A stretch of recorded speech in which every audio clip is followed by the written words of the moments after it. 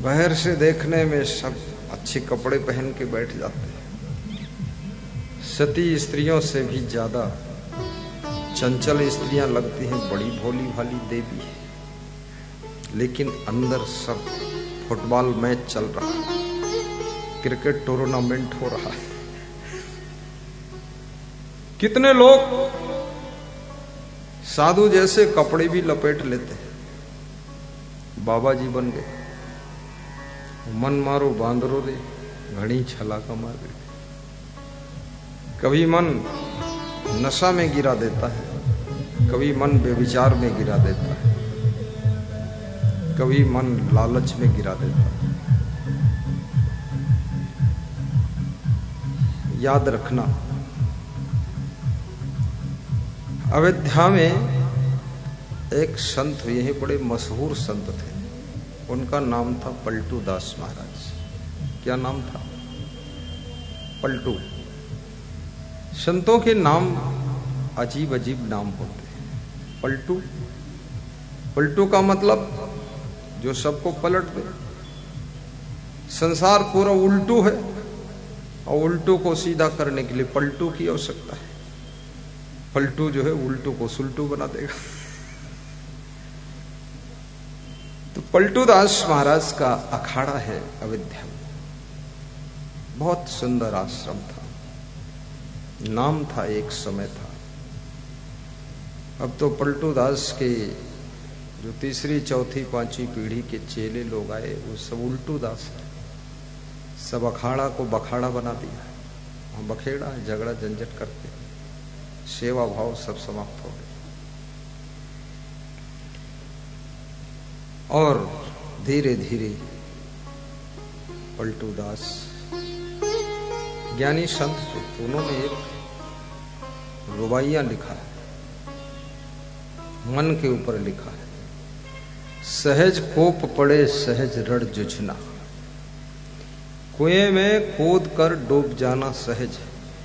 जैसे कभी कभी मैं बचपन में सुनता था, कोई गांव की स्त्री अपने पति से नाराज हो गई तो कुएं में कूद जाती थी और डूब जाती थी, और गांव के लोग होशियार है तो वो भी स्त्री के साथ कूद जाते थे और उसको पकड़कर और रस्सी में बांध के निकाल लाते थे। तो इस पर एक भजन की रिकॉर्डिंग बनी थी कि मैं नाराज हो जाऊंगी तो कुएं में कूद जाऊंगी। तो पीछे से उसका पति गाता था कि तू कुएं में गिर जाएगी तो मैं रस्सी से खिंचवाऊंगा। तो फिर वो स्त्री बोलती थी तू रस्सी से खिंचवाएगा तो मैं पेड़ पे चढ़ जाऊंगा। तो पीछे से पति गाता था तू पेड़ पे चढ़ जाएगी मैं आरा से कटवाऊंगा। तो फिर स्त्री बोलती थी मैं रूठ जाऊंगी तो गोबर खा लूंगी। पति बोलता था मैं रसगुल्ला लेकर आ जाऊंगा। ऐसी मूर्खता की बातें। मैं छोटा था तो ये रिकॉर्डिंग बजती थी, वो तावा वाली कैसेट होती थी घूमती रहती। लेकिन ये तो मैं सुनता था, पर एक स्त्री गांव की कुआं में कूद गई वास्तव में, तो लोगों ने उसको निकाल लिया बाहर। लोग कूद कर गए, रस्सी बांध के खींच के निकाला। तो मैं छोटा था, मैं गया वहां, मैंने पूछा ए माता जी तुम कुआं में क्यों कूदी, क्यों कूदी? तो उसने कहा मेरा पति दूसरी औरत में फंस गया इसलिए मैं कूद गई। तो मैंने कहा वो फंस गया तो तू क्यों कूदी? उसको कूदना चाहिए, तेरे कूदने क्या जरूरत? बोले मैं उसके कारण दुखी हूं।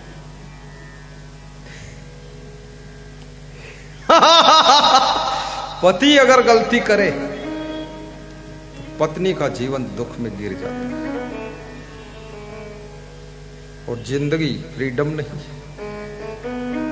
फ्रीडम लाइफ नहीं, ज्वाइंट लाइफ है। अभी यहां पीछे ढोल बज रही थी, बैंड बाजा, ढम ढम ढम ढम। उनसे हमसे क्या लेना देना, वो लोग अपना बाजा बजा रहे। लेकिन फिर भी यहां श्रोताओं को डिस्टर्ब हो रहा है क्योंकि मेरी आवाज स्पष्ट नहीं सुन पा रहे। तो जिनको पद्म विभूषित किया गया है वो सोच रहे थे ये कैसे बंद होगा, ये ढोल ने तो धमाका कर दिया। धीरे धीरे बंद हो गया, प्रयास किया लोगों ने, अब विचार करो, वो सड़क पर अपनी ढोल बजा रहा है और यहाँ हमारा आपका सत्संग बिगड़ रहा है। जिंदगी स्वतंत्र कहाँ है? उनसे भी जिंदगी जुड़ी है।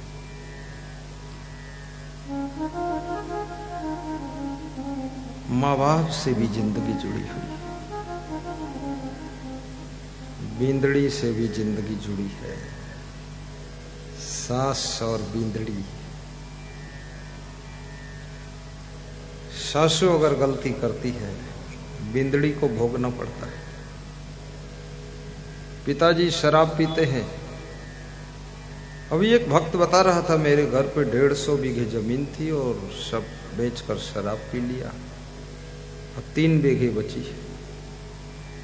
तो मैंने कहा फिर तुम क्या करते थे? बोले 3 बीघे हम बेचकर पी जाते अगर आप न मिलते। और वो बाप तो नालायक और बेटा महानालायक। याद रखना, प्रवचन की जरूरत तो बहुत देर के बाद है। सिखाने के लिए तो आपका बाप भी सिखा रहा है, पड़ोसी भी सिखा रहा है, माँ भी सिखा रही है, चोर भी सिखा रहा है और दुनिया का पत्ता पत्ता आपको ज्ञान दे रहा है। ज्ञान लेने के लिए आपके दिल में जगह होनी चाहिए। सारा संसार ज्ञान दे रहा है। बोली सद्गुरुदेव की जय। लेकिन कबीर साहब एक बहुत बड़ी बात कहते हैं। कबीर साहब कहते हैं, मूर्ख के सिखलावते ज्ञान गांठ का जाए, कोयला होए न उजले जो सौमन साबुन लाए। कबीर साहब कहते मूर्ख को सिखलाओगे तो अपने पास जो ज्ञान है वो भी चला जाएगा। कमाल है। तो मूर्ख का क्या होगा? जब ज्ञानी का ज्ञान भी मूर्ख को सिखलाने से ज्ञान खत्म हो सकता है, तो मूर्ख को ज्ञान कैसे होगा? और कबीर जैसे संत ने जब मना कर दिया कि मूर्ख को सिखलाने की जरूरत नहीं, क्योंकि कोयला उजला नहीं होगा, चाहे 100 मन साबुन लगा दो, साबुन घिस के खत्म हो जाएगी पर कोयला काला ही काला रहेगा। तो कबीर साहब कहते ये ज्ञानी लोग ज्ञान सुना सुना कर थक जाएंगे, लेकिन मूर्ख तो मूर्ख ही रहेगा। तो मूर्ख पर कौन दया करेगा? क्योंकि मूर्ख को सिखलाना मूर्ख को ही, ज्ञानी को क्या सिखलाओगे तुम? ज्ञानी तो पहले से ज्ञानी है ही, उसको क्या सिखलाना? और मूर्ख को सिखलाना था, उसके लिए मना कर दिया कि मूर्ख को सिखलाना मत, क्योंकि इसको सिखलाओगे तुम्हारा ज्ञान भी खत्म हो जाएगा, तो तुम भी मूर्ख हो जाओगे, तो 2 मूर्ख इकट्ठे हो जाएंगे। इसलिए एक ही रहने दो, तुम तो बचो। मैं तो बड़ा इसका सोच रखता, ये क्या लफड़ा फंस गया। समझाना तो अज्ञानी को ही था। महाराज भी आज हंसे ठीक से, कैसा तर्क पकड़ दिया। मैं तो पूरा तर्क करता ही नहीं हूं, क्योंकि पूरा तर्क करूं तो नर्क भी हो जाएगा। तर्क वर्क ज्यादा तर्क भी करना ठीक नहीं। परंतु मूर्ख को कैसे समझाया जाए? और संसार में मूर्ख कौन है, कौन कितना मूर्ख है, ये भी बड़ी मजे की बात है। एक ही आदमी 10 बातों में ज्ञानी है, लेकिन 2 बातों में मूर्ख भी है। एक ही आदमी के अंदर मूर्खता भी है और ज्ञान भी दिखाई देता है। एक ही धरती है, इस पर कहीं उजाला है, कहीं अंधेरा है। अमेरिका में इस समय रात है, हिंदुस्तान में इस समय दिन है। एक ही आदमी, कोई कोई उसका कर्म देखो तो ऐसा लगता है तो परम ज्ञानी का कर्म है, इतनी ऊंचाई का कर्म करता है। और फिर दूसरा कर्म देखो तो लगता है तो वज्रमूर्ख है। ये तो इतना मूर्ख आदमी गलत काम करता है। आदमी कई पार्टों में बंटता है। इसलिए कहते हैं जब तक तुम्हारा लाइफ कंप्लीट पैकेज नहीं होगा, कंप्लीट पैकेज, 1-2 गुणों से काम नहीं चलेगा। नाव कंप्लीट होगी तो ही तुमको पार कर सकेगी। एक भी छेद होगा तो नाव स्वयं डूबेगी, तुमको डुबा देगी। इसलिए मनुष्य जीवन को नौका कहा गया है, भवसागर की नौका है। और मनुष्य जीवन में बहुत सी दुर्गुणों की छिद्र है। और एक दुर्गुण काफी है जिंदगी भर रुलाने के लिए। 1000 फूल कम है गला को सजाने के लिए, और 1000 फूल कम है गला को सजाने के लिए, एक भूल काफी है जिंदगी भर रुलाने के लिए, जिंदगी भर रुलाने के लिए। एक छेद काफी है नाव को डुबाने के लिए।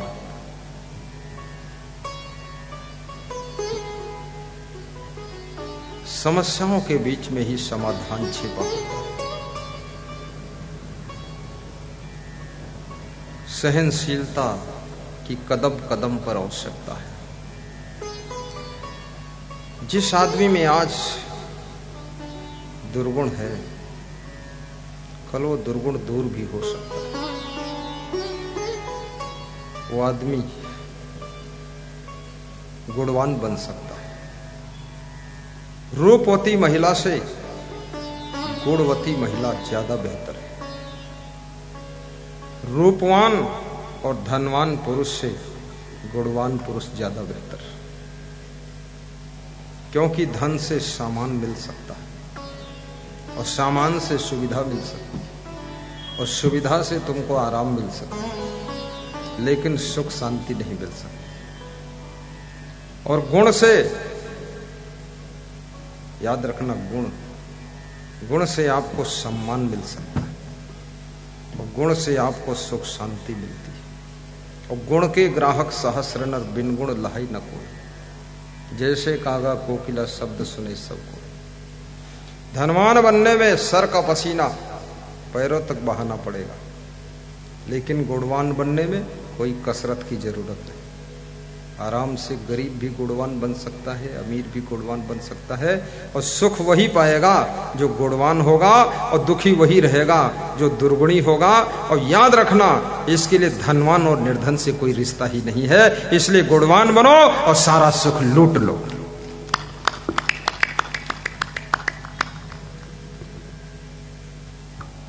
रूपवान बनने के लिए, रूपवती बनने के लिए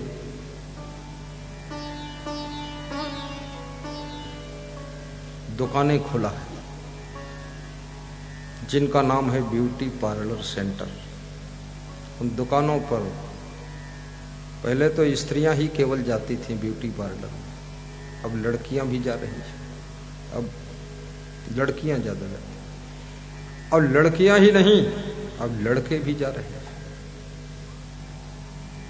अब ये इसलिए जा रहे हैं क्योंकि ये सब बदरूप है, ये सब कुरूप है, वहां सुंदर बनने जा रहे हैं। लेकिन इनको ये पता नहीं है, पैसे से सुंदरता नहीं मिलती है। कोयल काले रंग की है, कभी ब्यूटी पार्लर में जाती नहीं है, लेकिन मधुर वाणी का गुण कोयल को सबका प्रिय बना देता है। कोयल आपके द्वार पर लगे हुए पेड़ की डाल पर बैठकर बोलती है तो उसके पीछे तुम बोलते हो, और जब कौवा बोलता है तो तुम पत्थर उठाकर मार देते हो। हालांकि कोयल को तुमसे कोई मतलब नहीं, वो तुम्हारे लिए बोलती भी नहीं, तुमको वो समझती भी नहीं कि ये खुश होंगे कि नहीं खुश होंगे, वो अपनी मस्ती में बोलती है।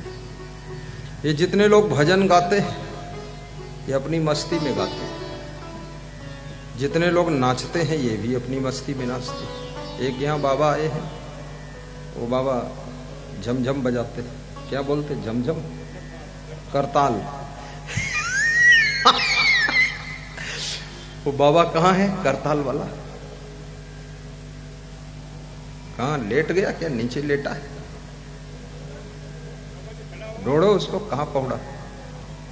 खड़े हो, पगड़ी उतार दिया उसने। चलो करताल लेकर इधर आओ, तो आगे आ जाओ, इधर इस पर्दा के नीचे से घुस जाओ। करताल भी लिया ना, वहीं मत धर देना। हाँ, वो जेब में ही रखता है, नीचे घुस जाओ, पर्दा के नीचे, उसी में घुस जाओ। यहाँ घुसा दो इनको, बस देखो निकाल लिया रिवॉल्वर उसने।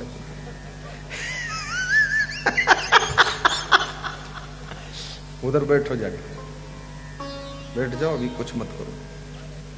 सामने जहां कुर्सी खाली वहां बैठ जाओ। उधर कहां जा रहे? इधर इधर लाओ इनको। वो फिर वहीं जा रहा है।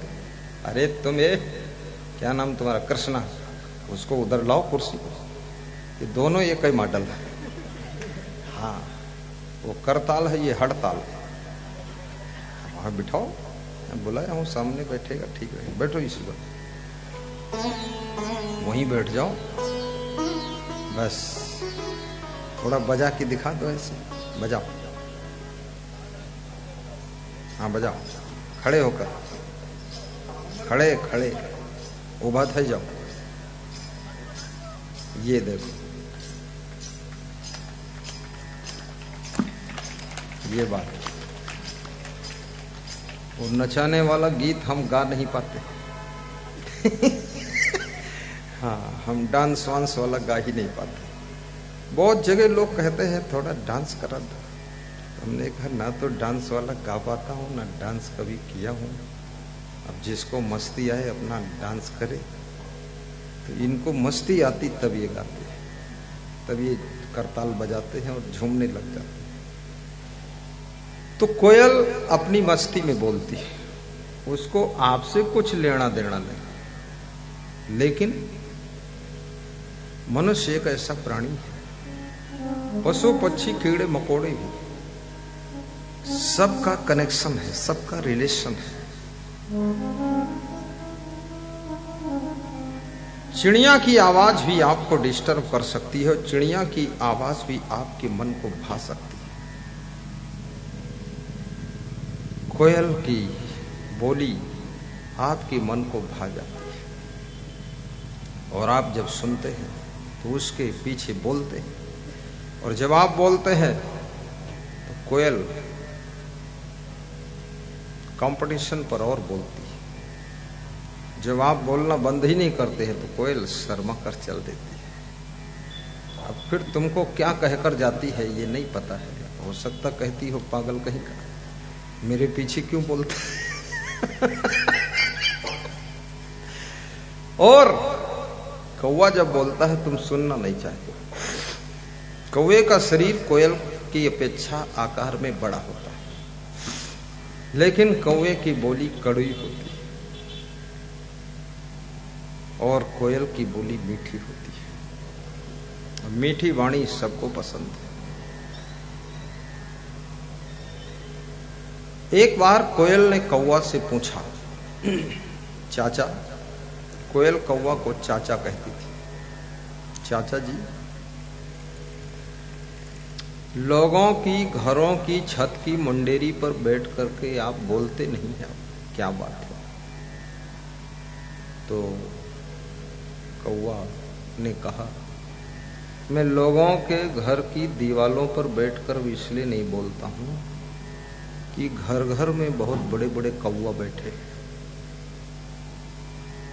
और सुबह से लेकर शाम तक काऊ काऊ काऊ काऊ मचा रहता है। जब पूरा घर कौवा है तो हम जैसे छोटे कौवा की वहां कहां गुंजाइश।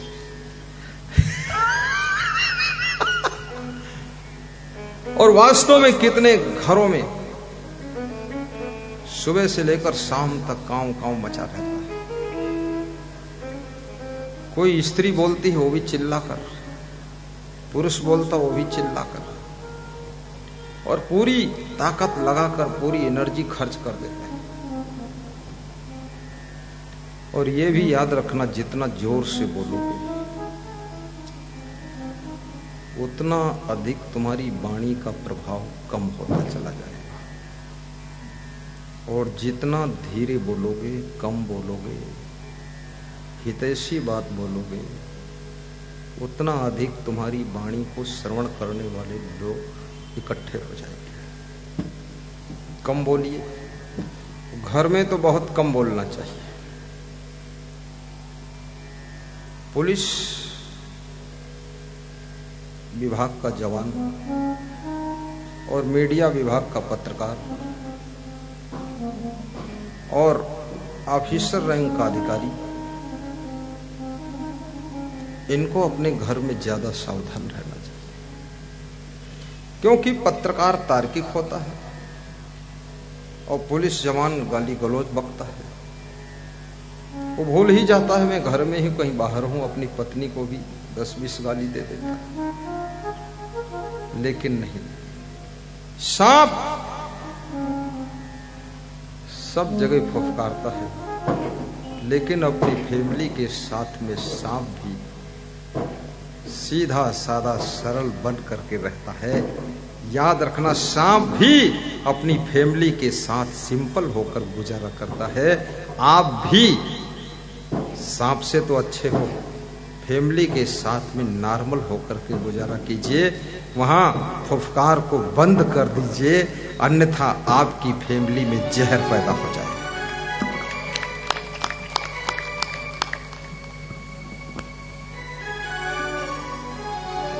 जितने ये प्रवचनकार होते हैं, जैसे मैं प्रवचनकार, कथाकार, मूर्तिकार, चित्रकार, काव्यकार, गद्यकार, पत्रकार, कलाकार, जिनके नाम में कार लगा हुआ है, ये कार शब्द व्यर्थ नहीं लगा हुआ। कार शब्द इसलिए लगा हुआ है, ये लोग ऐसा कार्य कर सकते हैं, राष्ट्र का आकार सुधार सकते हैं, देश का आकार सुधार सकते हैं,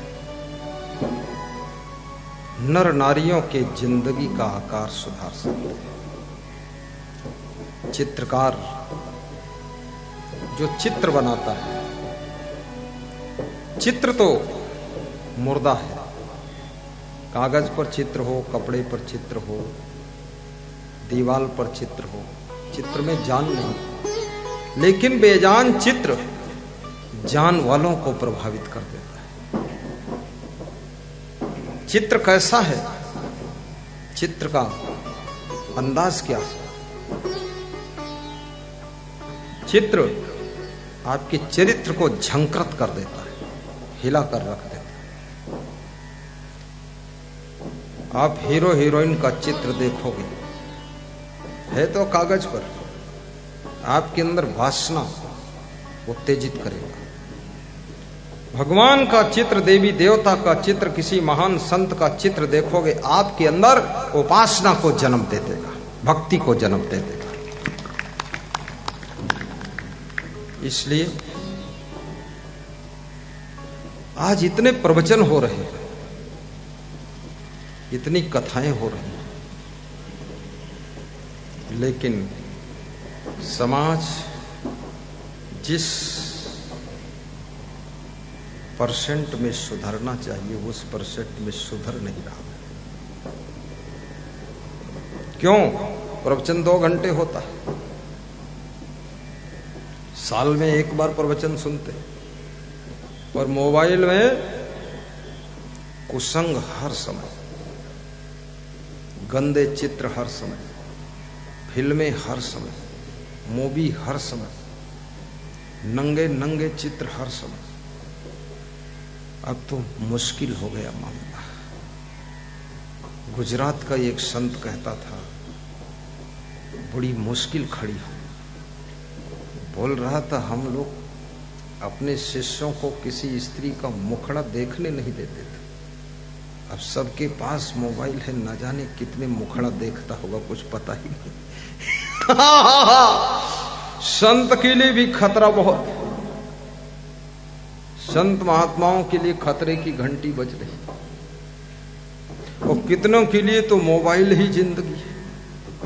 माँ बाप अगर मोबाइल ना दे तो जान खो देंगे लोग। माँ बाप मोबाइल वापस ले ले, शाम तक मर जाएंगे लोग। अरे कितने चेले ऐसे नालायक है, गुरु अगर मोबाइल ले ले तो दिन भर रोया जैसा चेहरा बना के बैठता है, अब रोया अब रोया अब रोया, मुंह फुला के रखता, गल फुलो राम।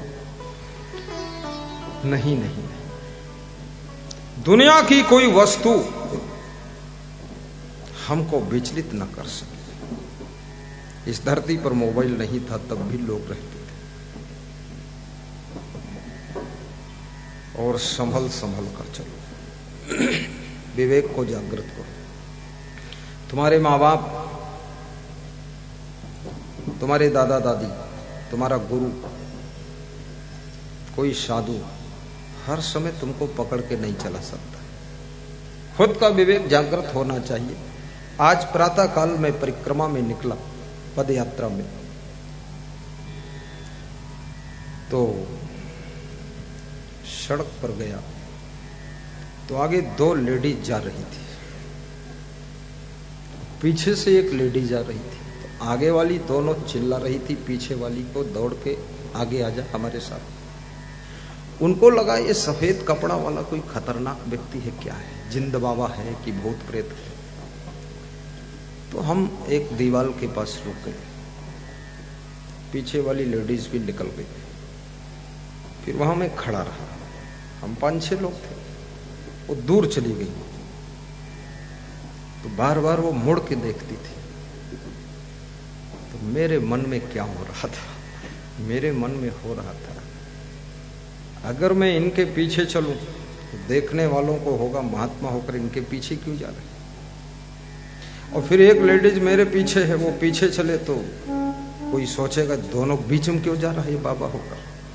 तो मैं रुक गया, दोनों आगे हो गए सब। जब बहुत दूर चली गई माताएं, अब देखिए मेरा गुरु तो साथ में नहीं, लेकिन विवेक जागृत गुरु ने किया। थोड़ा आगे बढ़े हम।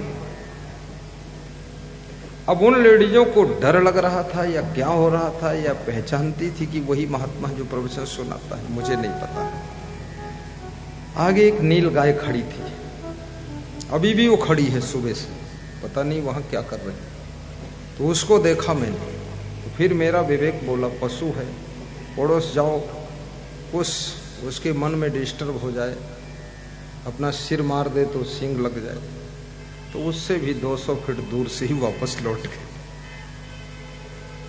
याद रखना, तुम्हारे पास में विवेक होगा तो तुम शराब की दुकान के पड़ोस में निकलना भी बंद कर दोगे, थोड़ा बाईपास से निकल जाओगे।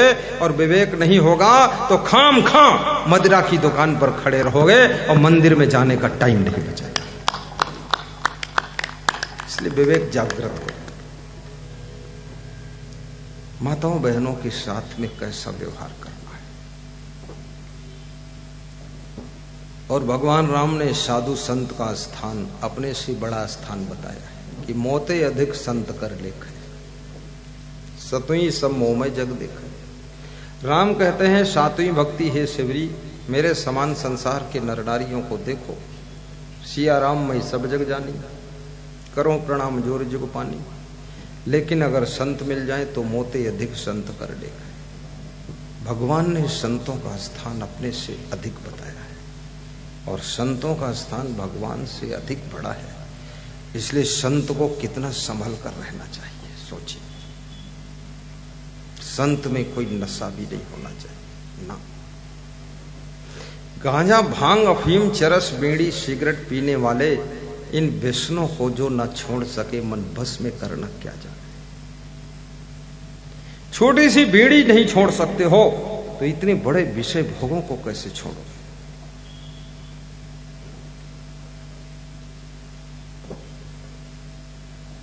जीवन में जितने दुख दिखते वे निज दोषों के कारण ही, पर जिसको इतना ज्ञान न हो वह दोष मिटाना क्या जाने। और ये भी याद रखना, एक दोष, एक दुर्गुण दूसरे दुर्गुण को आकर्षित करता है। दुर्गुण दुर्गुण में आकर्षण। जैसे आप शराब पीने लग जाओ, धीरे धीरे मांस खाने लग जाओगे, मछली फिर खाने लग जाओगे, फिर अंडा मुर्गा खाने लग जाओगे, फिर दारू के साथ तुम, कहते हैं जो व्यक्ति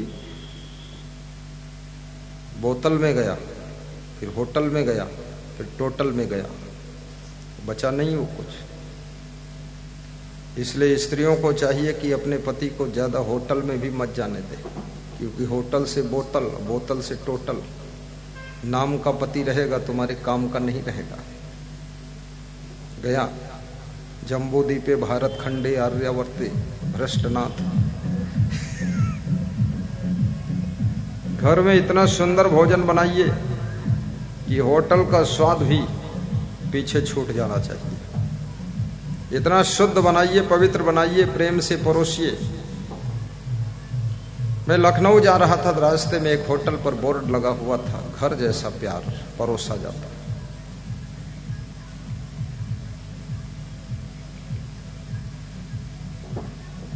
और चाय भी कम पियो, चाय में निकोटीन होता है।